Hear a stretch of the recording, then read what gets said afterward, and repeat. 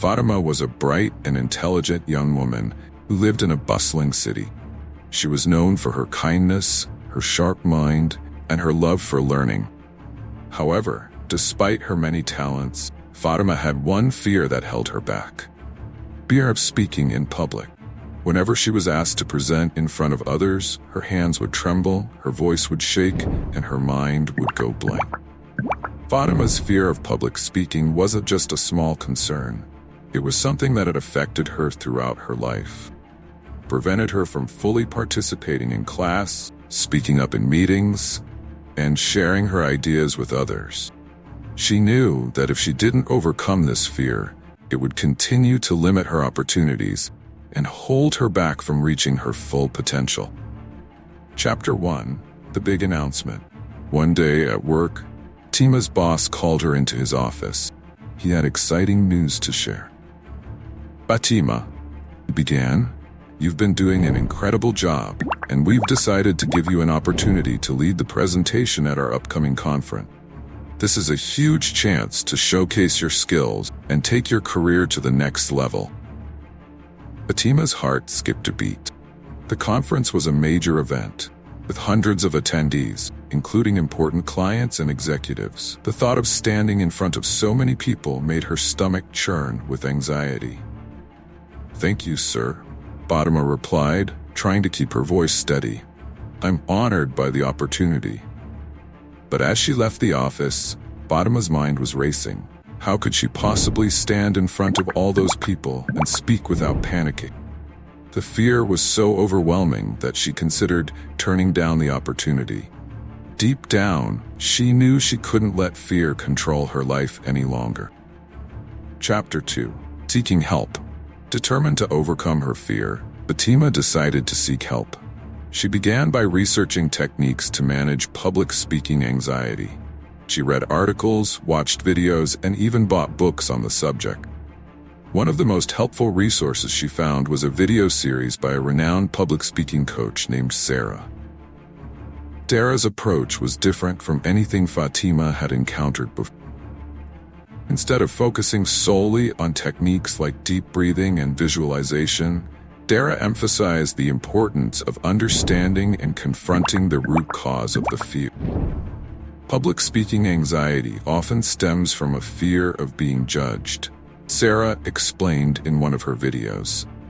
It's important to recognize that everyone experiences some level of nervousness when speaking in front of others. The key is to shift your focus away from worrying about what others think and towards delivering a message that you believe in.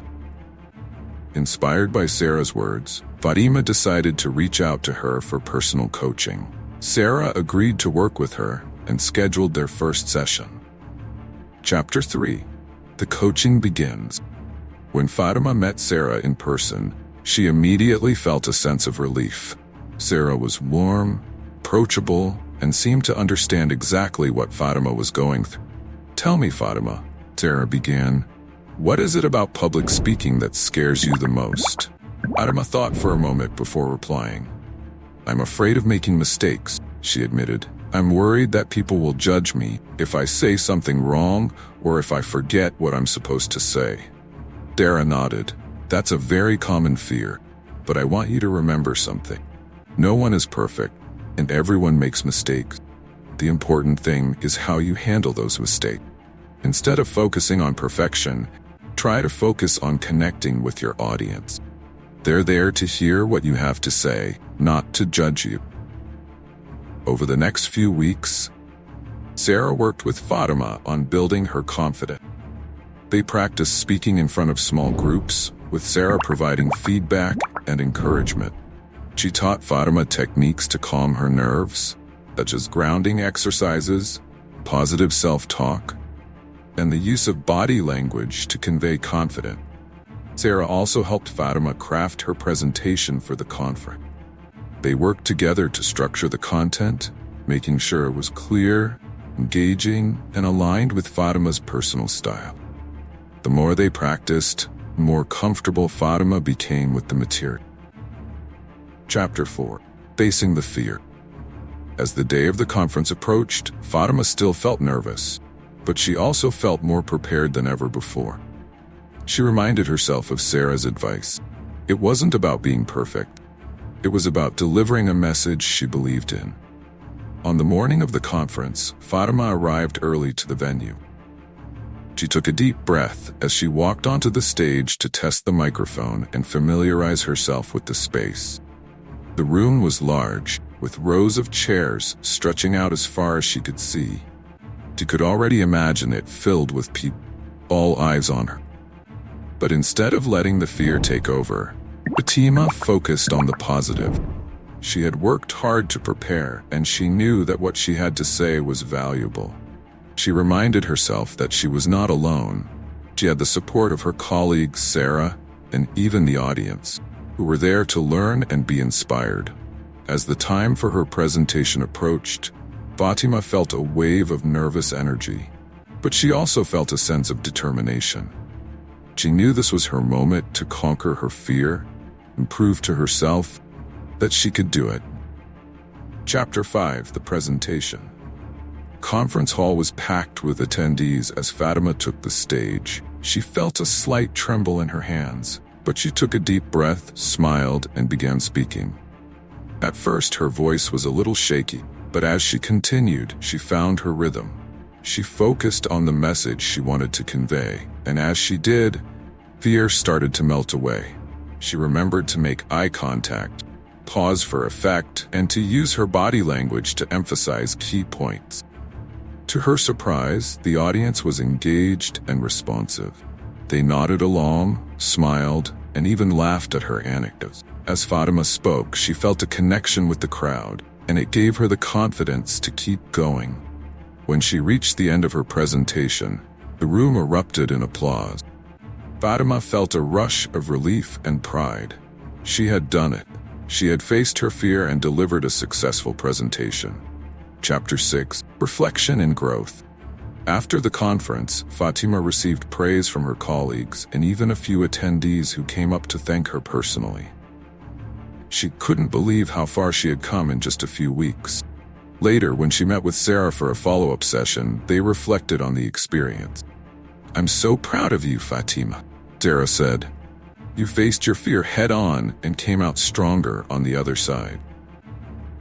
Fatima smiled, feeling a deep sense of accomplishment. "I couldn't have done it without your help, Sarah, but more than that, I realized that the fear was something I had built up in my mind. Once I focused on the message and not on the fear, everything changed." Sarah nodded. "That's the key to overcoming any fear. Focusing on what really matters. And remember, every time you face your fear, you grow stronger." Public speaking is just like any other skill. The more you practice, the easier it becomes. From that day forward, Fatima continued to work on her public speaking skills. She volunteered for more presentations at work, joined a local public speaking club, and even started mentoring others who struggled with the same fear. Each time she spoke in front of an audience, she felt a little more confident, a little more at ease. And while the fear never completely disappeared, it no longer controlled her. Fatima had learned how to manage it, to use it as a source of energy rather than something to avoid. She had become not only a skilled speaker, but also a role model for others who faced similar challenges. Conclusion: Fatima's journey was a testament to the power of perseverance, self-belief, and the importance of seeking help when needed. She had transformed her fear into a strength and opened up new opportunities for herself. Her story became an inspiration to many, proving that with determination and the right support, anyone can overcome their fears and achieve their goals.